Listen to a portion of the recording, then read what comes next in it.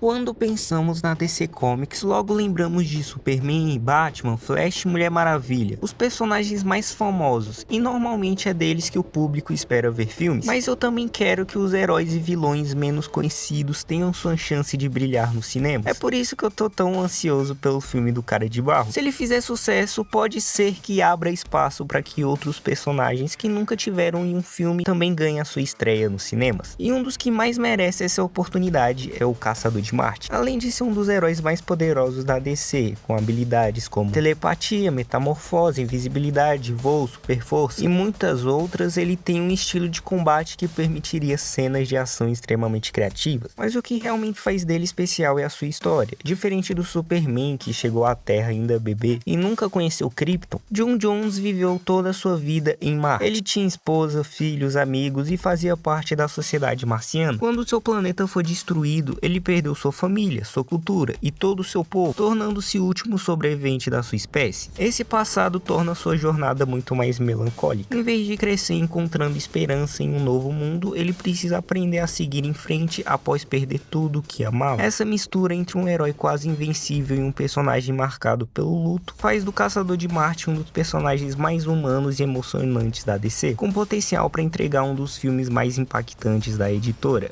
Outro filme bem interessante da gente ver seria do Bane, porque algumas pessoas acham que ele é só um brutamontes e o maior desafio físico do Batman, mas não é só isso. O Bane, ele não se resume apenas a músculo, mas infelizmente o Bane é muito retratado dessa forma, principalmente nas animações. Nos quadrinhos é completamente diferente. É ali que tá o verdadeiro Bane. Ele não é apenas um desafio físico pro Batman, mas o seu intelecto também. O Bane é altamente manipulador, é um dos maiores estrategistas do planeta e além de falar vários idiomas. O Bane não é aquele tipo de personagem fortão que simplesmente sai no soco e dane-se. Não, ele também planeja os seus movimentos. Muitos acham que ele simplesmente aparece em Gotham ali e enfia a porrada no Batman. Não, não é assim. Tudo bem que no filme do Cavaleiro das Trevas é praticamente isso. Mas como eu falei, o Bane é um desafio tanto físico quanto mental. Uma vez ele estudou tanto o Batman, entendendo a sua rotina, suas fraquezas emocionais e libertou todos os vilões do Asilo Arkham, forçando o Batman a lutar por dias sem descanso. Aí no fim, quando o Batman já estava todo cansado, ele foi lá e terminou o serviço. Agora, você sabendo de tudo isso, imagina um filme onde eles exploram isso. Além de tirar essa imagem equivocada que as pessoas têm do Bane, de que ele é somente músculos, um filme de origem mostrando ele crescendo na prisão Penhadoro na ilha de Santa Prisca, desenvolvendo um físico muito acima do normal mesmo sem usar o veneno. Se esse filme tivesse um excelente roteiro, eu arrisco dizer que seria um dos melhores filmes de vilão. Outro personagem que teria um enorme potencial para ganhar um filme é o Crocodilo. E diferente da maioria dos personagens, a história dele poderia ser um verdadeiro terror com suspense e elementos de gore, lembrando aqueles clássicos filmes de animais assassinos, mas ambientado no universo sombrio de Gotham.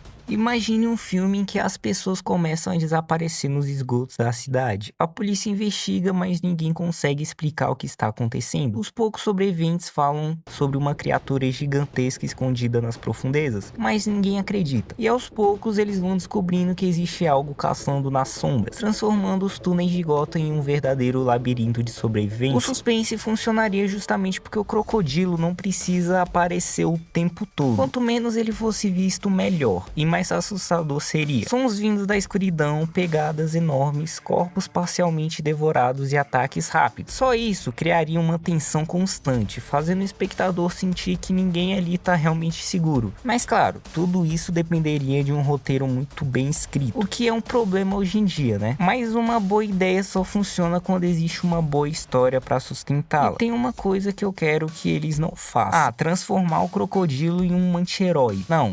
Cara, nada de criar uma situação em que os protagonistas precisam da ajuda dele. Ou inventar alguém controlando ele, igual uma marionete. Não, cara. O próprio crocodilo deve ser o grande problema do filme. Ele precisa ser a ameaça, a criatura que todos temem e que ninguém consegue deter. Outro erro seria fazer aquele final previsível e genérico, que a polícia encontra o problema, que no caso é o crocodilo, e simplesmente o mata. Véi, não. Na minha opinião, seria muito mais impactante se ele desaparecesse nas profundezas dos esgotos, deixando o mistério no ar e mostrando que Gotham nunca conseguiu se livrar dele. É melhor do que matar o cara logo no primeiro filme. E não, pô.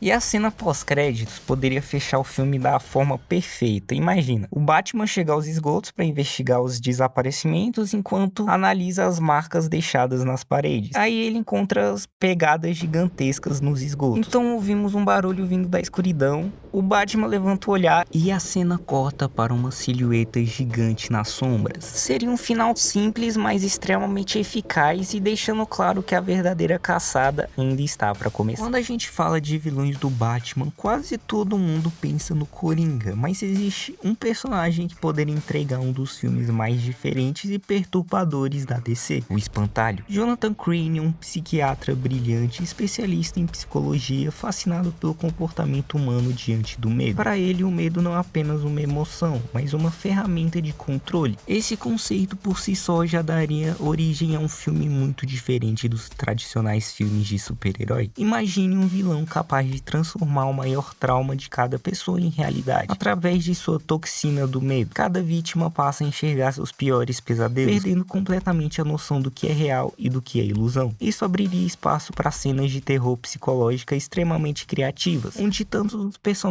quanto o público ficariam em dúvida sobre o que realmente está acontecendo. Visualmente, o potencial seria enorme. O filme poderia apresentar cenários que mudam constantemente, cidades distorcidas, criaturas monstruosas, sombras vivas e pesadelos inspirados nos medos mais profundos de cada personagem. Cada pessoa contaminada pela toxina enxergaria um mundo completamente diferente, permitindo que o diretor explorasse efeitos visuais únicos. Além disso, o Espantalho é um vilão diferente porque ele acredita que o medo revela quem as pessoas realmente são. Um filme sobre ele poderia misturar terror, suspense e investigação, fazendo o público questionar o que é real, e ao enfrentar o Espantalho, até o Batman teria que encarar os seus piores traumas, tornando o conflito muito mais emocional. No fim, o filme do Espantalho se destacaria por fugir da fórmula tradicional dos filmes de super-heróis. Em vez de focar apenas em grandes batalhas, ele entregaria uma experiência de terror, suspense e tensão psicológica, mostrando que o inimigo mais perigoso nem sempre é o mais forte, mas aquele que consegue dominar a mente de suas vítimas. E isso tornaria um dos projetos mais originais da DC.